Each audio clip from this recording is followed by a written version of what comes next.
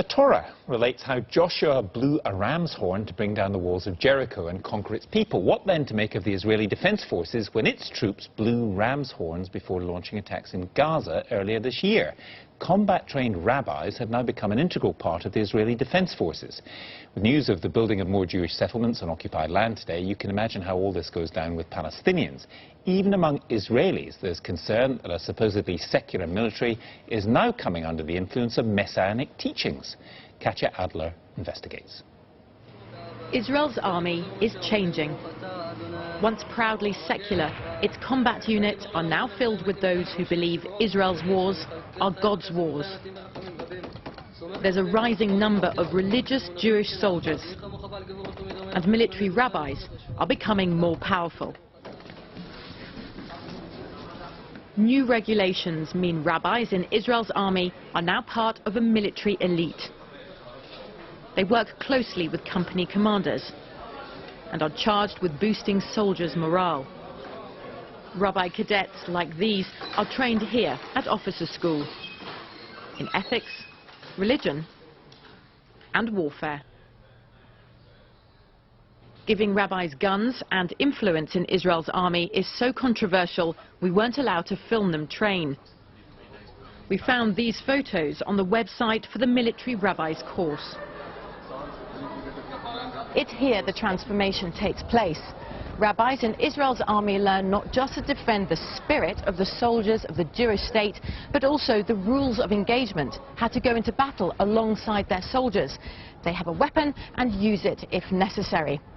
Rabbis with guns as officers of Israel's army. Critics say the worlds don't and shouldn't mix. Israel's invasion of Gaza earlier this year brought to light a number of disturbing questions about its army. Reports of excessive force, the abuse of civilians, and the wide-reaching influence of messianic messages. It was the first time that the religious intervention was so intense inside the base, inside the barracks. With the rifle, we got a little book of Psalms, and I think it was a book of Kabbalah. All kind of biblical stories about wars between the good and the evil. In times of war, Israel depends on reserve soldiers like Gal Einav to supplement its conscript army. But Gal, a non-religious Jew, told me in Gaza recently it seemed the spirit of the army had changed. We were going to a battle, all geared up and walking, you know, painted. And next to us going one civilian rabbi and our rabbi, the military rabbi, who is also an officer. It felt like we're going to a holy war, like on a crusade. And it bothered you? It bothered me, personally it bothered me. I think the two, religious and the military, should be separate completely. But military rabbis welcome the changes. Our job was to boost the fighting spirit of the soldiers, the eternal Jewish spirit from the Bible time to the coming of the Messiah. In previous wars, we, military rabbis, stayed far from the front. In Gaza, we had orders to accompany the fighters. Soldiers went to war after the whole battalion stood in a circle. We prayed, and then the commander asked me to blow the ram's horn, like when Joshua conquered the land of Israel. It makes the war holier. Here, a military rabbi holds the final pep talk before this company enters Gaza. Something Israel's army is not keen for the world to see. The rabbi calls on God to make these men strong in his name.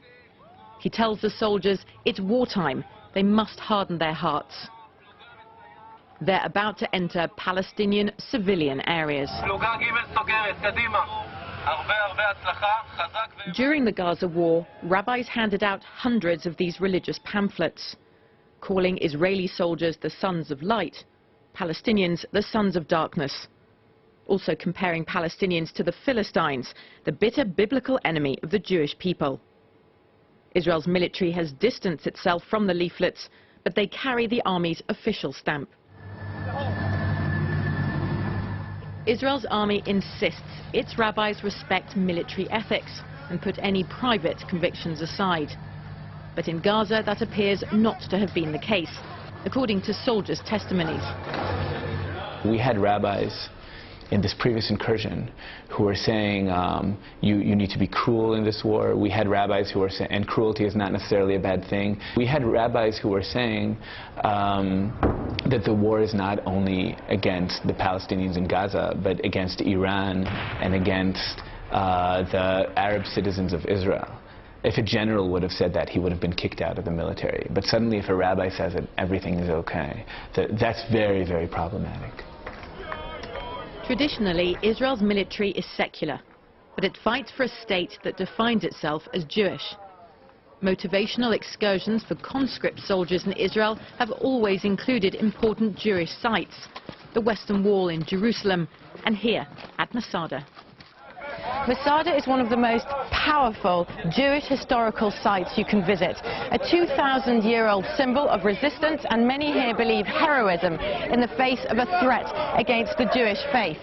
It's also one of the main places that Israel's army takes soldiers as part of their educational, recreational facilities.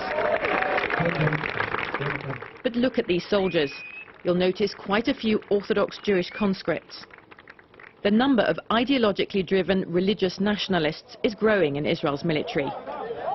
They are joining combat units, while more liberal-minded Israelis are avoiding them.